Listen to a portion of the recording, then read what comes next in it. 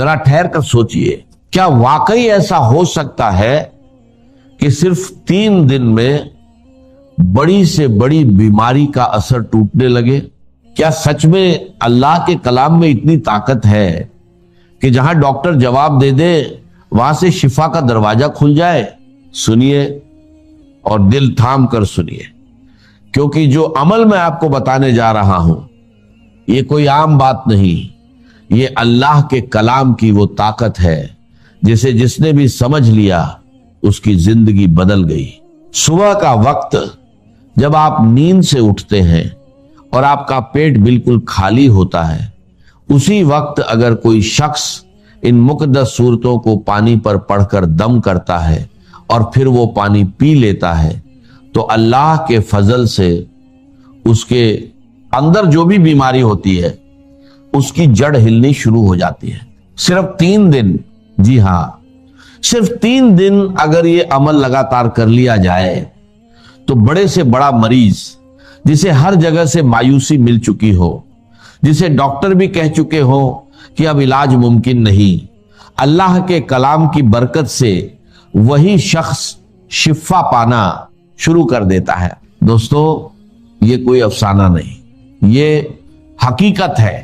اللہ نے اپنے کلام میں ایسی تاثیر رکھی ہے کہ جو بندہ ہر دروازے سے مایوس ہو جاتا ہے اس کے لیے یہی کلام امید کا دروازہ کھول دیتا ہے۔ اب ذرا دھیان سے سنیے، کیونکہ بات بہت قیمتی ہے، زندگی بھر کام آنے والی ہے۔ اگر آپ اس عمل کو بالکل صحیح طریقے سے بنا کسی کمی یا زیادتی کے پورا یقین رکھتے ہوئے کر لیتے ہیں تو پہلے ہی دن اس کی برکت کے اثرات آپ کو محسوس ہونے لگتے۔ 3 دن لگاتار اور پھر آپ اپنی آنکھوں سے دیکھیں گے جیسے شیشہ صاف ہوتا ہے ویسے ہی حالات صاف ہوتے چلے جائیں گے۔ اب سوال یہ ہے کہ وہ صورت کون سی ہے؟ تو سنیے، وہ صورت اتنی مشہور ہے کہ ہر شخص اسے جانتا ہے، پڑھا لکھا ہو یا ان پڑھ، جس نے کبھی قرآن نہیں بھی پڑھا اسے بھی یہ صورت یاد ہوتی ہے۔ یہ وہ صورت ہے جس کی فضیلت خود بزرگوں نے بیان کی کہ اسے پڑھ کر دم کیا جاتا تھا اور اللہ شفا عطا فرماتا تھا۔ اس صورت کو آپ نے بسم اللہ الرحمن الرحیم کے ساتھ پڑھنا ہے، پورے ادب، پورے یقین اور پورے احترام کے ساتھ۔ اور اس کی شان دیکھیے، یہ وہ صورت ہے جسے 2 بار نازل کیا گیا، ایک بار مکہ مکرمہ میں اور دوسری بار مدینہ منورہ میں۔ اب سوچئے، جس صورت کو اللہ تعالیٰ 2 بار نازل فرمائے اس کی عظمت اور مقام کیا ہوگا؟ اس کی اصل قیمت وہی جان سکتا ہے جس نے اسے آزمایا ہو، جس نے اس کے اثر کو اپنی زندگی میں محسوس کیا ہو۔ دیکھیے، بات کلام کی ہوتی ہے لیکن اصل قیمت بولنے والے کی ہوتی ہے۔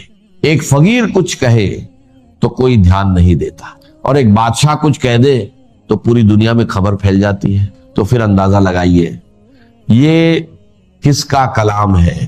یہ کلام اے ربانی ہے، مالک اے کائنات کا کلام، وہ کلام جس کے سامنے دنیا کا ہر کلام پھیکا پڑ جاتا ہے۔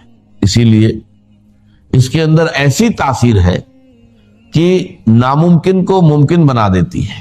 ڈاکٹر خود کہتے ہیں کہ ہاسپٹلز میں جہاں مریض آخری حالت میں ہوتے ہیں، جہاں وہ وینٹیلیٹر پر ہوتے ہیں، وہاں قرآن کی تلاوت چلائی جاتی ہے اور صرف سننے کی برکت سے اللہ ان مریضوں کو راحت اور شفا عطا فرما دیتا ہے۔ اتنی عظیم طاقت ہے اللہ کے کلام میں، اور اس کے اندر کچھ ایسے حروف بھی ہیں جیسے الف، لام، میم، جن کے بارے میں فرمایا گیا کہ یہ اللہ اور اس کے بندے کے درمیان راج ہے۔ ان کا اصل مطلب کوئی نہیں جانتا سوائے اللہ کے۔ تو جب ایسا کلام، ایسا مقدس راج آپ کے پاس موجود ہے تو پھر دیر کس بات کی؟ یقین کے ساتھ، ادب کے ساتھ اور مکمل طریقے سے اس عمل کو کیجئے، اور پھر خود اپنی آنکھوں سے دیکھیے کہ اللہ کا کلام آپ کی زندگی میں کیسی تبدیلی لاتا ہے، کیسے بیماریاں دور ہوتی ہیں اور کیسے بند راستے کھلنے لگتے ہیں، بس شرط ایک ہے، یقین، پورا یقین، کیونکہ جہاں یقین ہوتا ہے وہیں سے شفا شروع ہوتی ہے، اور جہاں اللہ کا کلام ہوتا ہے وہاں ناممکن بھی ممکن بن جاتا ہے۔ ذرا غور کیجئے، کتنی عظیم بات ہے کہ ہمیں قرآن پڑھانے والے خود صاحب ایک قرآن مصطفیٰ صلی اللہ علیہ وسلم ہے، اور 12 سال کی مدت میں آپ نے یہ کلام سکھایا۔ اب سوچئے اللہ تعالیٰ نے اپنے حبیب صلی اللہ علیہ وسلم کو کیا کیا عطا نہ کیا ہوگا، آسمانوں کے خزانے، علم کے دریا، اور وہ نور جس کی کوئی انتہا نہیں۔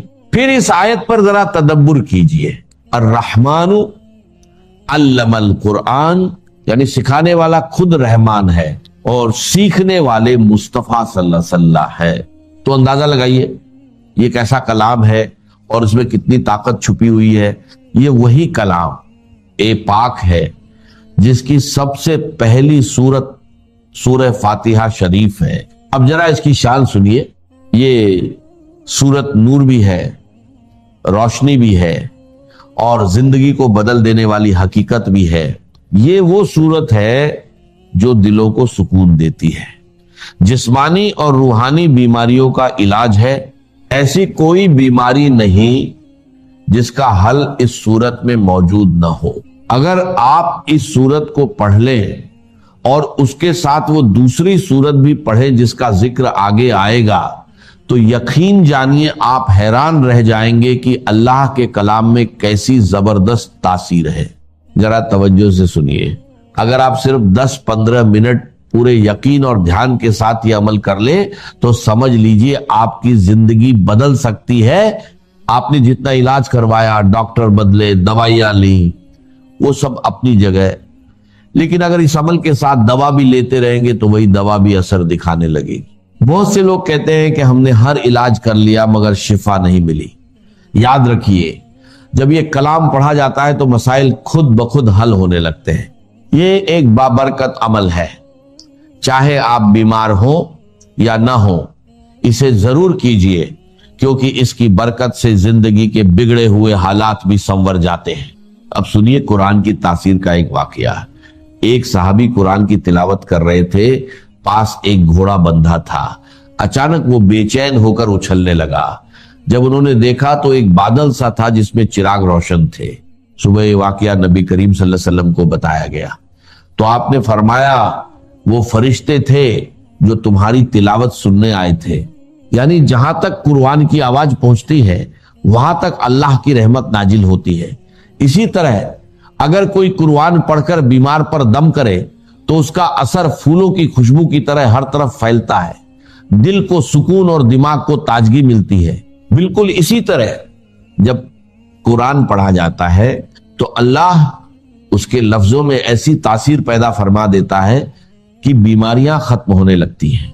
صحابہ کرامج نے سورہ فاتحہ پڑھ کر سانپ کے ڈسے ہوئے شخص پر دم کیا تو اللہ نے اسے شفا عطا فرما دی۔ اسی طرح ایک شخص کو مرگی کے دورے پڑتے تھے، جب اس پر یہ سورت پڑھ کر دم کیا گیا تو اللہ تعالیٰ نے اسے اس بیماری سے نجات دے دی۔ اب طریقہ سن لیجئے، آپ نے بسم اللہ الرحمن الرحیم کے ساتھ سورہ فاتحہ پڑھنی ہے۔ شروع میں 7 مرتبہ آمین کہنا ہے، پھر پوری سورت اس طرح پڑھے، بسم اللہ الرحمن الرحیم الحمدللہ رب العالمین الرحمن الرحیم مالک یوم الدین ایاک نعبد و ایاک نستعین اہدنا الصراط المستقیم صراط الذین انعمت علیہم غیر المغضوب علیہم ولا الضالین آمین۔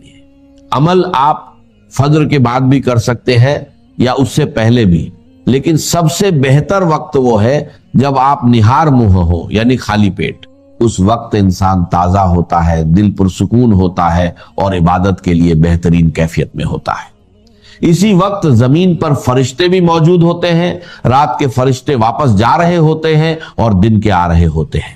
یہ وہ لمحہ ہوتا ہے جب اللہ کی رحمتیں سب سے زیادہ نازل ہوتی ہیں۔ اب ایک خاص بات یاد رکھیے، ہر بار بسم اللہ الرحمن الرحیم کے ساتھ سورت پڑھنی ہے، کیونکہ اسی میں اصل برکت چھپی ہوئی ہے۔ ایک بادشاہ کو سر درد رہتا تھا، बड़े बड़े हकीम और डॉक्टर उसका इलाज न कर सके। एक बुजुर्ग ने उसे एक टोपी दी, जब वो पहनता तो दर्द खत्म हो जाता और जब उतारता तो दर्द वापस आ जाता। जब उसने टोपी को खोलकर देखा तो उसमें एक कागज था जिस पर लिखा था बिस्मिल्लाहिर्रहमानिर्रहीम। ये देखकर वो हैरान रह गया और इस्लाम की हकीकत को कबूल कर लिया। इसी तरह एक बुजुर्ग रास्ते से गुजर रहे थे, उन्होंने एक कागज का टुकड़ा देखा जिस पर बिस्मिल्लाहिर्रहमानिर्रहीम लिखा हुआ था। उन्होंने उसे उठाया, साफ किया, खुशबू लगाई और अदब के साथ रख दिया तो गैब से आवाज आई, जिस तरह तुमने मेरे नाम की ताजीम की, मैं तुम्हें दुनिया और आखिरत में इज्जत अता करूंगा। दोस्तों, ये कोई मामूली अल्फाजा नहीं, ये अल्लाह का कलाम है। इसे मुकम्मल यकीन के साथ पढ़िए और फिर देखिए कैसे जिंदगी बदलती है, बीमारियां दूर होती हैं और बंद रास्ते खुलने लगते हैं। बस एक शर्त है, यकीन, पूरा यकीन, क्योंकि जहां यकीन होता है वहीं से शिफा शुरू होती है। दोस्तों, बिस्मिल्लाह के साथ ही इस सूरत ए मुबारका को आपने सिर्फ और सिर्फ 41 बार पढ़ना है, या फिर बाद में 40 बार भी पढ़ सकते हैं और फिर बिस्मिल्लाह के साथ उसी तरीके से पढ़ना है जैसे मैं आपको बता रहा हूं। बहुत सारे लोगों को 40 की अदद के हवाले से भी नहीं पता होता कि 40 क्यों पढ़ा जाता है। इस्लाम में 40 का बड़ा खास मकाम है। हमारे नबी सल्लल्लाहु अलैहि वसल्लम को भी नबूवत 40 साल की उम्र में अता हुई। पहले मुसलमानों की तादाद कम थी, सिर्फ 39 लोग थे और वो छुप छुप कर इबादत करते थे। लेकिन जब 40वें शख्स ने इस्लाम कबूल किया तो फिर दावत ए इस्लाम खुलकर होने लगी। तब ये यकीन हो गया कि अब हम हक पर हैं और हमें छुपकर नहीं बल्कि खुलकर इबादत करनी चाहिए। इसीलिए 40 की अदद बहुत अहम मानी जाती है, इसे हमेशा मद्देनजर रखें। अब जब आप इस सूरत को पढ़ लें तो एक बोतल पानी लगभग 1 या 1.5 लीटर अपने पास रखें। सूरत मुकम्मल करने के बाद उस पानी पर दम करें। इस सूरत के पढ़ने में बड़ी बरकत है। जो शख्स इसे पढ़ता है वह कभी मोहताज नहीं होता और बीमारियां भी उसके करीब नहीं आती। अगर आप इसे कुछ दिनों तक जारी रखें तो इसके कमालत आप खुद देखेंगे। अब इसका तरीका यह है, जिस सूरत का आप पहले जिक्र कर रहे हैं, जितनी बार शुरुआत में बिस्मिल्लाह पढ़ी जाती है उतनी ही बार यहां भी पढ़नी है और आखिर में भी उतनी ही बार पढ़नी है। उसके बाद उस पानी को 3 वक्त इस्तेमाल करें, सुबह, दोपहर और शाम। अगर घर में कोई मरीज है तो उसे पिलाएं। अगर आप खुद बीमार हैं तो उस पानी को अपने ऊपर भी दम करके फेरें। इंशाअल्लाह एक ही दिन में आपको असर दिखाई देगा। यह सूरत बहुत अफजल है और इसे कुरान की दुल्हन भी कहा जाता है। इस सूरत में बार बार एक ही आयत दोहराई गई है और इसका नंबर 55 है। इसे सूरत उर रहमान कहा जाता है।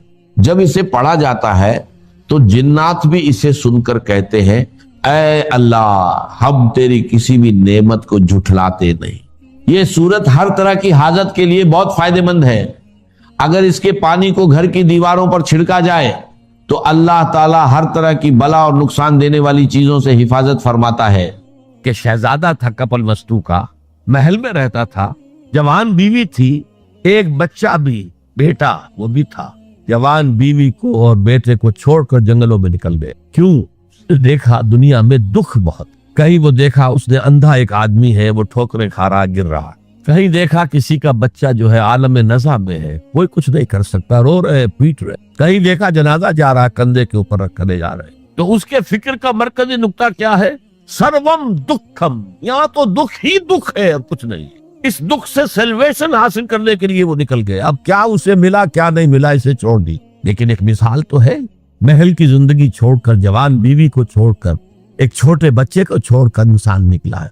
इन्नल इंसान लफी खुस्र। दुनिया के अंदर ये तकालीफ देखकर इतना मुतासिर हो गए, तो आखिरत की तकालीफ वो तो बहुत बड़ी है, बहुत बड़ी है, बहुत बड़ी।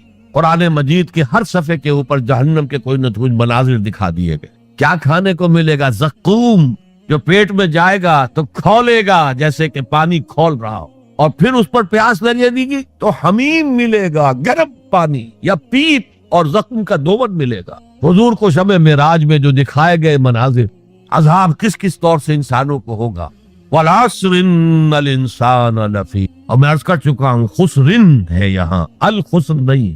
الخسر ہوتا ہے تو کوئی خاص خسارہ، خسرن یہ قاعدہ ہے عربی زبان میں، تنکیر نکرہ جو آتا ہے تفصیل کے لیے، کیا خسارہ، بہت بڑا گھاٹ۔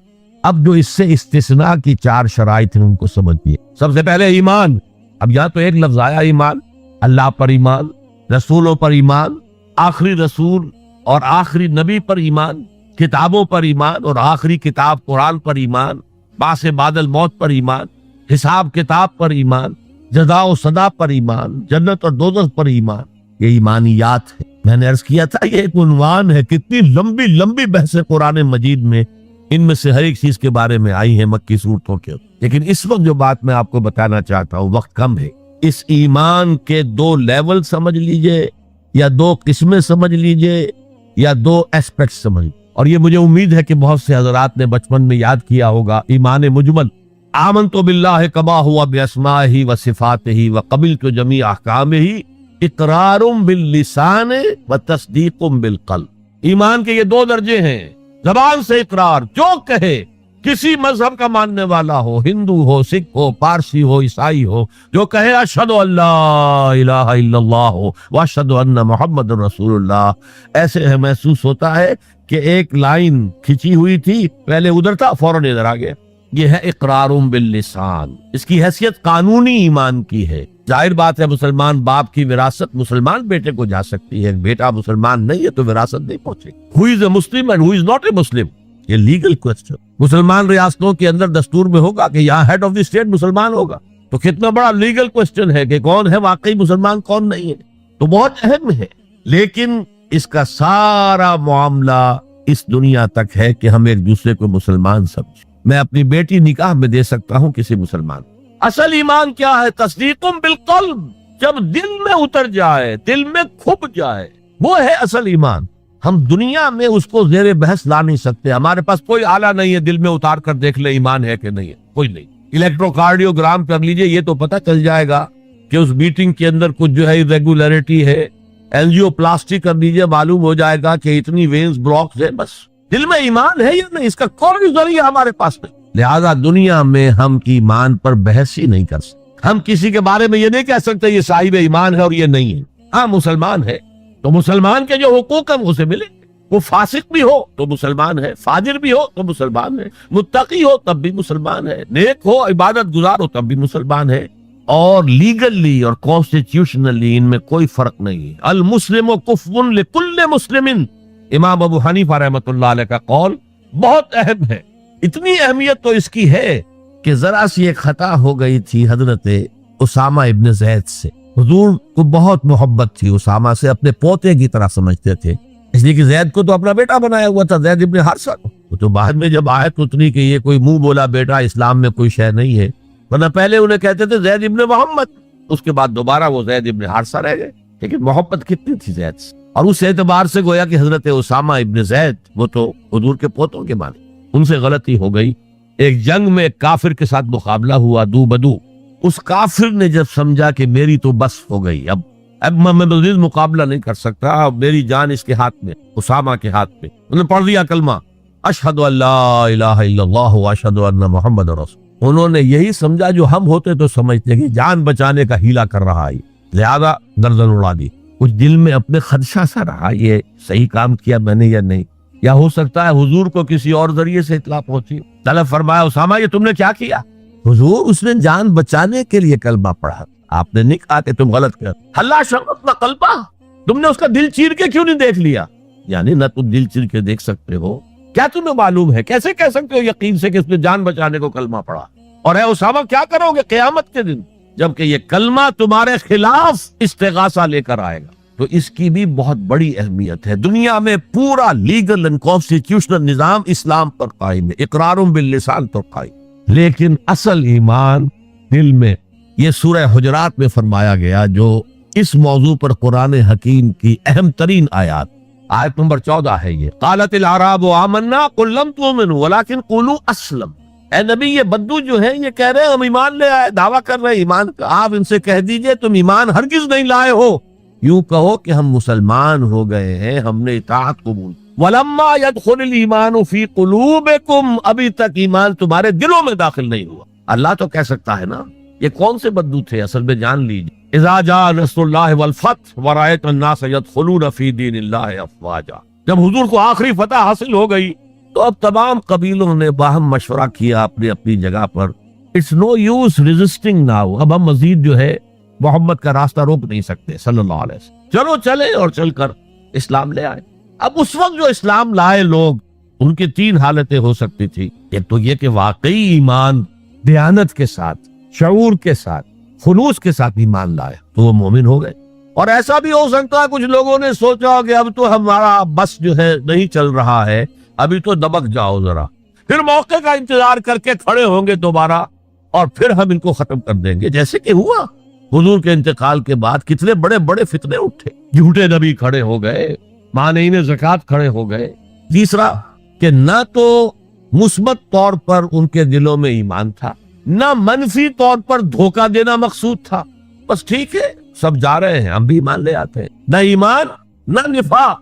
وہ پہلے جنہوں نے دھوکہ دینے کے لیے اور ٹائم گین کرنے کے لیے اور اس لیے کہ اب ہمارا بس نہیں چل رہا ہے، پھر دیکھیں گے پھر کھڑے ہوں گے، جو انہوں نے یہ کیا وہ منافق، جو صدق کے دل سے ایمان لائے وہ مومن، درمیان میں وہ جو رہ گئے وہ مسلم تو ہے، منافق بھی نہیں ہے مومن بھی نہیں۔ اس بحث پر ایک عنوان قائم کیا ہے امام ابن تیمیہ نے، اثبات الاسلام بغیر الایمان، بغیر ایمان کے اسلام کا اثبات، اس لیے کہ جب قرآن یہ کہہ رہا ہے قالت الاعراب آمنا قل لم تؤمنوا ولكن قولوا اسلمنا ولما يدخل الايمان في قلوبكم، لیکن اگر تم اللہ اور اس کے رسول کی اطاعت کرتے رہے تو ہم تمہارے اعمال میں سے کچھ کمی نہیں کریں۔ اس کا مطلب کیا ہوا؟ منافق تو نہ ہوئے، اگر منافق ہوتے تو منافق کا تو کوئی عمل قبول نہیں، لہذا نہ مومن نہ منافق بلکہ مسلم، صرف مسلم۔ آج کے مسلمانوں کا آپ اگر جائزہ لیں، تجزیہ کریں، عظیم اکثریت 1,00,000 میں سے 99,999 اس کیٹیگری میں فال کریں۔ ایمان کہاں ہے؟ یقین کہاں ہے؟ ہر شخص اپنے گریبان میں جھانکے مرنے کے بعد جی اٹھنے کا یقین ہے؟ کیا یقین ہے کہ اصل زندگی آخرت کی زندگی ہے؟ وَإِنَّ الدَّارَ الْآخِرَةَ لَهِيَ الْحَيَوَانُ، یقین ہے کہ یہ قرآن اللہ کا کلام ہے۔ سورہ واقعہ کی آیات، أَفَبِهَذَا الْحَدِيثِ أَنْتُمْ مُدْهِنُونَ وَتَجْعَلُونَ رِزْقَكُمْ أَنَّكُمْ تُكَذِّبُونَ، تم اپنے عمل سے قرآن کی تکذیب کر رہے ہو، کہتے تھے ہو قرآن اللہ کا کلام ہے، ہمارا عقیدہ ہے، اللہ نے سود کو حرام کیا، تم سودی کاروبار کر رہے ہو۔ مَا آمَنَ بِالْقُرْآنِ مَنِ اسْتَحَلَّ مَحَارِمَهُ، کوئی ایمان نہیں ہے قرآن پر اس شخص کا جس نے اللہ کی حرام کردہ شے، قرآن کی حرام کردہ شے کو اپنے لیے جائز ٹھہرا لیا۔ تو یہ ایمان ہے اصل میں وہ شے جو دل میں داخل ہو، چنانچہ یہاں تو نفی کی گئی نا اس کی، تم اپنے آپ کو مسلمان کہہ سکتے ہو، مومن نہیں۔ لیکن صحابہ کرام جو سچے اور پکے مومن تھے ان کے بارے میں کیا فرمایا؟ وَلَكِنَّ اللَّهَ حَبَّبَ إِلَيْكُمُ الْإِيمَانَ وَزَيَّنَهُ فِي قُلُوبِكُمْ، اللہ نے تمہارے نزدیک ایمان کو محبوب کر دیا ہے اور اسے تمہارے دلوں کے اندر کھبا دیا ہے، مزین کر دیا ہے، منور کر دیا ہے تمہارے دلوں کو۔ دل کا ایمان یہ ہے اصل ایمان، اور اصل ایمان کی تعریف کیا ہے پھر؟ دیکھیے کس قدر نیچرل سیکوینس ہے، منطقی بات ہے۔ یہ بدو کہہ رہے ہیں ہم ایمان لے آئے، نبی کہہ دیجیے تم ایمان ہرگز نہیں لائے ہو، ما آمن تم نہیں آیا ہے، لم تؤمنوا یہ تاکید کے لیے ہوتا ہے، بہت تاکید، ہرگز ایمان نہیں لائے ہو، ولیکن قولوا اسلمنا بلکہ کہو کہ ہم اسلام لے آئے ہیں، ہم نے اطاعت قبول کر، ولما يدخل الايمان في قلوبكم ابھی تب ایمان تمہارے دلوں میں داخل نہیں آیا۔